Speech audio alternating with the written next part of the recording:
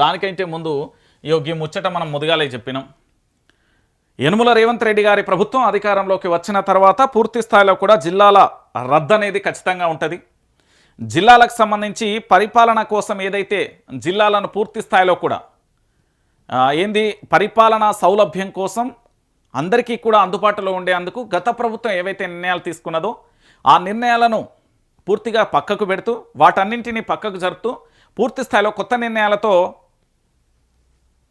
రేవంత్ రెడ్డి ప్రభుత్వం అడుగులు వేస్తుందని ముందే చెప్పినాం. గదే జరుగుతుంది, అదే జరగబోతుంది. ఎందుకు నేను ఈ విషయాన్ని చెప్తున్నానంటే ఇది తెలంగాణ రాష్ట్ర వ్యాప్తంగా ఉన్న ప్రతి ఒక్కరూ కూడా ఆలోచించాల్సిన విషయం. పరిపాలన పేరుతోని పూర్తి స్థాయిలో జిల్లాలకు సంబంధించి ఏవైతే విభజించు పాలించు అనే విధంగా జిల్లాల పేర్లు మార్చడం, పాత జిల్లాలు 13ను 10 జిల్లాలకు సంబంధించి ఏ విధంగా రూపురేఖలు ఉన్నాయి, ఆ తర్వాత 33 జిల్లాలకు సంబంధించి ఏ విధంగా మారిపోయిందో కూడా మనందరం కూడా చూసాం. సో ఇలాంటి పరిస్థితులలోనే మళ్ళొక్కసారి సర్కార్ కొత్త ప్రయత్నం చేస్తున్నది. ఎందుకంటే చాలా జిల్లాలకు సంబంధించి ఇటు నల్గొండ కానీ, యాదగిరి కానీ, వరంగల్ రూరల్ కానీ, ములుగు కానీ, జయశంకర్ కానీ ఇలా జిల్లాలు చాలా వరకు కూడా కొత్త జిల్లాలను ఏర్పాటు చేసి పరిపాలనా సౌలభ్యం కోసం అంటూ పూర్తి స్థాయిలో 33 జిల్లాలను విభజించడం జరిగింది. ఆ విభజించిన జిల్లాలు ఏవైతే ఉన్నాయో ఆ జిల్లాల వ్యవహారం ఏదైతే ఉందో వాటన్నింటినీ కూడా రద్దు చేసి రేవంత్ ప్రభుత్వం మరొకసారి వాటి పేర్లు మారుస్తూ సరిహద్దులను మారుస్తూ ఆ కొత్త గెజిట్ కొత్త జీవో తీసుకొచ్చే అవకాశాలు కూడా ఉన్నాయి అనేది గతంలోనే మనం చాలా సందర్భాలలో కూడా చెప్పాం. సో ఫైనల్గా కూడా అదే జరగబోతుంది. జిల్లాల రద్దుకు రేవంత్ కుట్ర, సర్కార్ ప్రయత్నాలను తిప్పికొడదాం, మరో ఉద్యమానికి సిద్ధమవుదాం, ప్రజలకు పాలనను దూరం చేయడమే కాంగ్రెస్ లక్ష్యం. బీఆర్ఎస్ ప్రెసిడెంట్ కేటీఆర్ వ్యాఖ్యలు సర్కార్ కుట్రలను ప్రజాక్షేత్రంలో ఎండగట్టాలి, తగిన కార్యాచరణతో ముందుకెళ్లాడి ఉమ్మడి మహబూబ్ నగర్, నల్గొండ జిల్లాలు నేతలతో సమావేశంలో పార్టీ శ్రేణులకు పిలుపు, పురపోరులో అనుసరించాల్సిన వ్యూహాలపై చర్చ, మహబూబ్ నగర్ కార్పొరేషన్ పై ఫోకస్ చేయాలని కూడా నిర్ణయం. ఇక దాంతో పాటుగా స్పీకర్ ధృతరాష్ట్రుల్లా మారిపోయాడంటూ కూడా కేటీఆర్ చేసిన వ్యాఖ్యలకు సంబంధించి కూడా మనం చూసాం. సో పాలన వికేంద్రీకరణ ద్వారా ప్రజలకు అందుతున్న ఫలాలను దూరం చేసేందుకు ముఖ్యమంత్రి రేవంత్ రెడ్డికి సంబంధించి పూర్తి స్థాయిలో కూడా నిర్ణయాలు తీసుకున్నాడు అనేది చెప్తున్నాడు. అయితే ఒకసారి మీ అందరికీ కూడా నేను ఒక చూపెడతా, మీరే చూడుర్రి. ఎందుకంటే చాలా వరకు కూడా పూర్తి స్థాయిలో మనం ఆలోచించాల్సిన విషయం ఏంటంటే ఈ జిల్లాలకు సంబంధించి ఏవైతే పూర్తి స్థాయిలో కూడా ఉన్నదో మన జిల్లాలకు సంబంధించి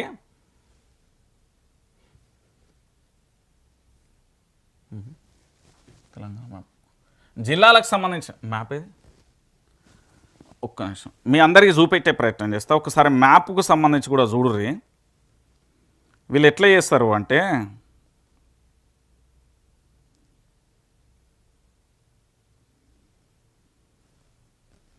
సరే జిల్లాలకు సంబంధించి ఏం చేస్తారంటే ఇప్పటి వరకు ఉన్న చాలా జిల్లాల వరకు కూడా చూసినాం కదా.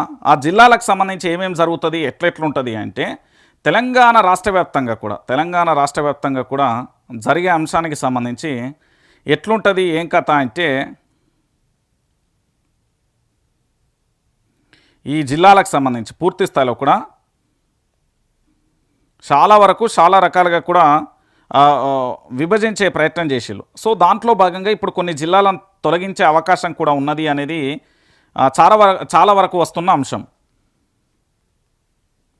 అది ఎట్లున్నది ఏం కథ, ఏ జిల్లాలను తీసేస్తారో ఒకసారి కూడా చూసే ప్రయత్నం అయితే చూద్దాం.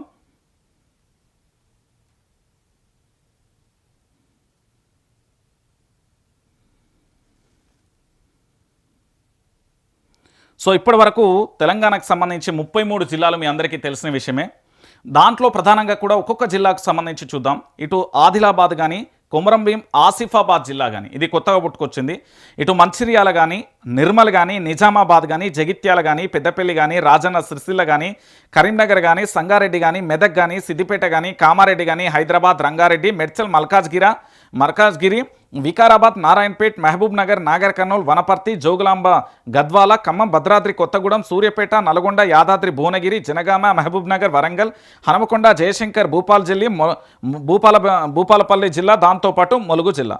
సో మొత్తానికి ఈ 33 జిల్లాలకు సంబంధించి ఒక్కొక్క రకంగా కూడా చేసే ప్రయత్నం అయితే చేయబోతున్నారు. దీంతో పాటుగా పూర్తి స్థాయిలో కూడా మొత్తానికి ఇప్పుడు ఏం చేస్తున్నారంటే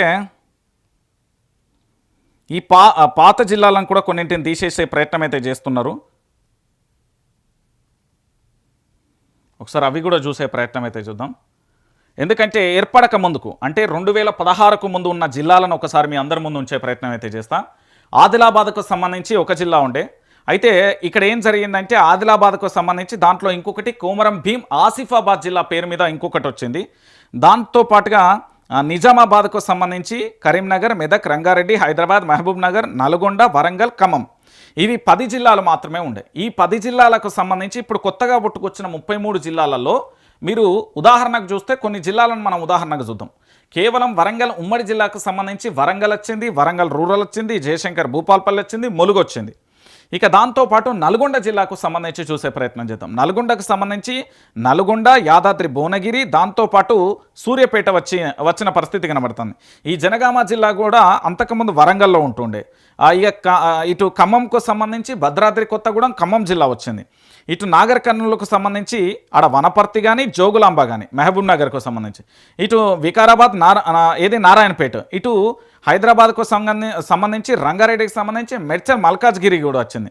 ఇటు కామారెడ్డి సిద్దిపేట కొత్తగా వచ్చింది. దాంతోపాటు మెదక్, దాంతోపాటు సంగారెడ్డి, ఇటు రాజన్న సిరిసిల్ల జిల్లా, పెద్దపల్లి, జగిత్యాలకు సంబంధించి ఇవన్నీ ఏవైతే జిల్లాలు ఉన్నాయో ఈ జిల్లాలన్నింటినీ కూడా పూర్తి స్థాయిలో కూడా మనోళ్ళు ఏం చేసే ప్రయత్నం చేస్తున్నారంటే పూర్తిగా కూడా దాన్ని విభజించే ప్రయత్నం అయితే చేస్తున్నారు. ఎందుకంటే వీటన్నింటినీ కూడా జిల్లాలకు సంబంధించి కొన్నింటిని రద్దు చేసే అవకాశం కూడా ఉంటుంది. వాటితో పేర్లను కూడా మార్చే అవకాశానికి ప్రభుత్వం అయితే వ్యూహం సిద్ధం చేసిందని చెప్పొచ్చు. ఎందుకంటే చాలా వరకు కూడా కొన్ని మండలాలు ఏర్పాటు చేయాలని గత ప్రభుత్వం 2016లో కూడా చాలా వరకు ఉద్యమాలు చేసిన వాళ్ళు కూడా ఉన్నారు.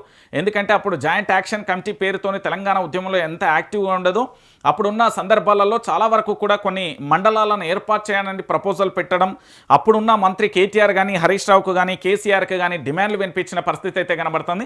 ఇప్పుడు చాలా వరకు కూడా జిల్లాలను చాలా వరకు రద్దు చేసే అవకాశాలు ఉంటాయి. ఈ రద్దు చేసే లిస్టుకు సంబంధించి ఇప్పటికీ బయటికి రాకపోయినప్పటికీ కూడా కొన్ని జిల్లాలు అయితే పోయే అవకాశాలు ఉంది. ఇందులో ముఖ్యంగా కూడా ఏంది అంటే కొన్ని జిల్లాలను ఈ మంచిర్యాల జిల్లా కానీ, సిద్దిపేట కానీ, దాంతోపాటుగా ఇటు కొమరంభీం ఆసిఫాబాద్ కానీ, ఈ వరంగల్ రూరల్ వరంగల్కు సంబంధించి కానీ, ఇటు జనగామ జిల్లాకు సంబంధించి, దాంతోపాటు ఇక్కడ భద్రాద్రి కొత్తగూడెం కానీ, సూర్యాపేట కానీ, యాదాద్రి భువనగిరి కానీ, అంటే కొన్నింటిని మహబూబాద్ కానీ కొన్నింటిని వీటిని సరిహద్దులు మార్చే అవకాశాలు కూడా ఉండే అవకాశం ఉంది అంటూ కూడా ప్రభుత్వం నుంచి వస్తున్న వాదన అయితే కనబడుతుంది.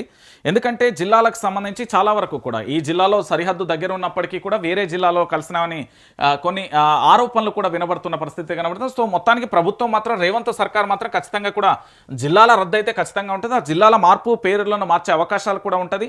ఎందుకంటే పరిపాలన సౌలభ్యం కోసం అనేది ప్రభుత్వం వాదిస్తుంది. లేదు అట్లట్లే చేస్తారని బీఆర్ఎస్ వాదన కూడా వినిపించే అవకాశాలు కూడా చాలా స్పష్టంగా కనబడుతున్నాయి. ఇక ఇది ఇట్లా పెడితే ఇంకొక అంశం